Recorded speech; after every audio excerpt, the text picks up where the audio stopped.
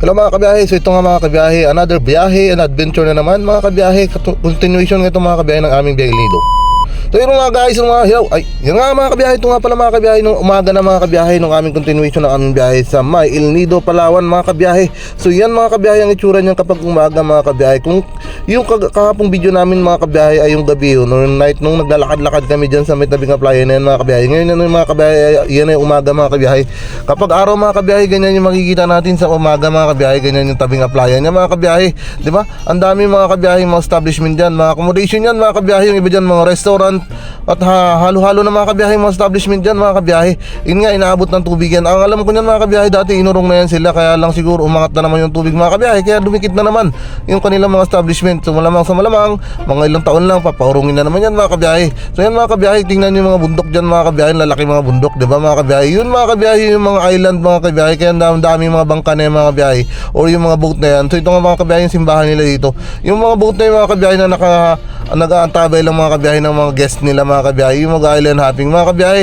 So mga last year ata mga kabiyahe, nag-island hopping kami mga kabiyahe. So itong biyahe namin mga kabiyahe, hindi kami nag-island hopping kasi plan namin mga kabiyahe is mag-side trip pa sa ibang mga beach area mga kabiyahe, tulad ng doon ngayon pinunta na namin sa San Vicente mga kabiyahe. Next stop naman namin mga kabiyahe ay doon sa Port Barton mga kabiyahe. So mga kabiyahe, ito nga pala yun unong gabi mga kabiyahe, kadugtong pa ito nung gabi. Ayan, nagutom na si Ingrid mga kabiyahe at pumunta na dito sa may ano ba to, Gilato, sa may ice cream mga kabiyahe, gusto.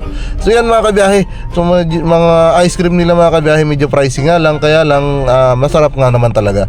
Syempre alam niyo na kapag El Nido mga ano talaga high end yung mga tinitinda nila dyan mga kabiyahe, lalo na marami silang mga turistang foreigner dyan, mga foreigner na turista mga kabiyahe. So yan, so usually talaga, kaya kapag pumunta ka dyan dapat madami kang dalang pera mga kabiyahe sa El Nido, kasi nga kapag kunti lang dalang mong pera, naku, tsak, ubus ka pagdating mo pa lang doon. Yan mga kabiyahe nung gabi, continuation ito nung gabi mga kabiyahe, kasi nga nasayang din naman, sabi ko nandito na lang rin sa raw videos natin, kung hindi natin ilalagay sa ating mga video sayang naman. So yun mga kabiyahe, naglalakad-lakad kami niyan nung gabi pa mga kabiyahe. Then yung umaga yung kanina yung mga kabiyahe, kasi nga tulog pa yung mga bata, so naglakad na kami agad ni Ivy ni Mrs. Mga kabiyahe, inikot-ikot namin yan, yung town square mga kabiyahe.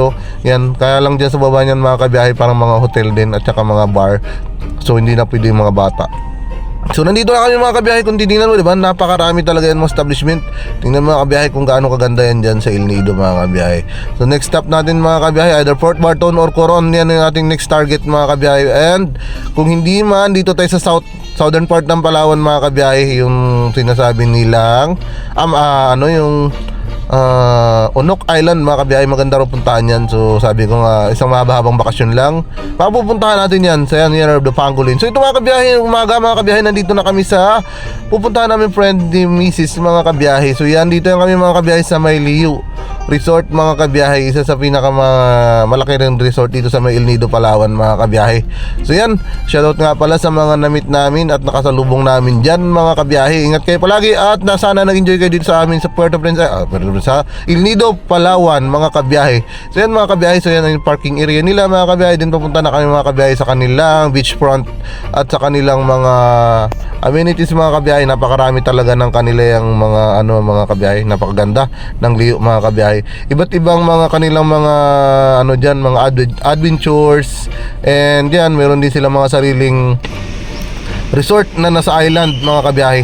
So yan, ito na nga yung beachfront na mga kabiyahe. Yan, set out sa'yo kuya. Si kuya yan yung guardian, ay isa sa watchman ba yan, sa bay. Yan mga kabiyahe, so napakarami talaga ng bisita nila ng time na yan mga kabiyahe, kasi nga holiday season.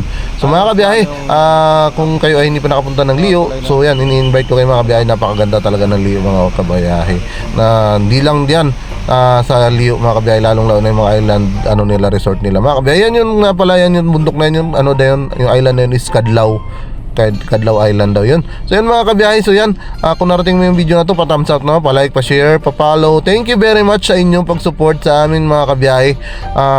Malapit na rin matapos yung aming North travel vlog mga kabiyahe ni Gian Ingrid Vlog. So mga kabiyahe, salamat sa inyong pag-support. Mabuhay po kayong lahat.